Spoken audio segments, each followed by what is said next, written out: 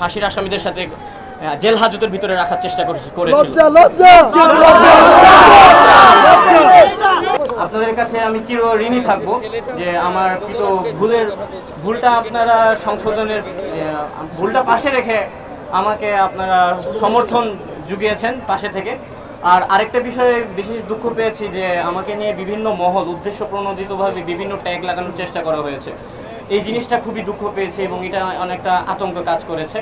তো আমি আপনাদের সবাইয়ের কাছে অনুরোধ করব যে আপনারা এরকম উদ্দেশ্যমূলকভাবে কোনো ট্যাগিং বা ইচ্ছাকৃতভাবে ছোট করার চেষ্টা করবেন না।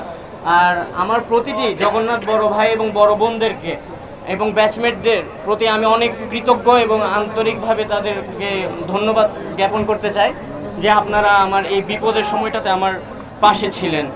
আর আমাদের সম্মানিত শিক্ষকদের উপর যে অত্যাচারটা হয়েছে এবং যে হামলা হয়েছে সেটার একটা সুরাহা এবং তদন্ত করে এবং দোষীদের বিচারটা চাই, এটা যাতে অনতিবিলম্বে হয়।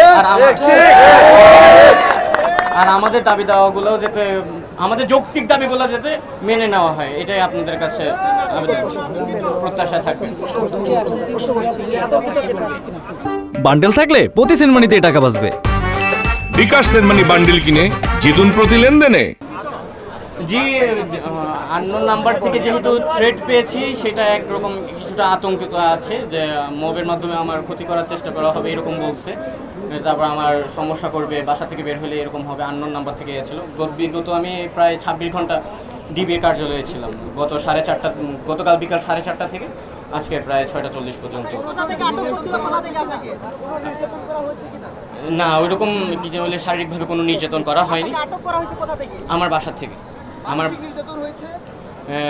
মানসিক নির্যাতন বলতে বিভিন্ন প্রশ্নের সম্মুখীন করে অনেক রাত পর্যন্ত সজাগ রাখা হয়েছে। তারপর ফাঁসির আসামিদের সাথে জেল হাজতের ভিতরে রাখার চেষ্টা করেছিল।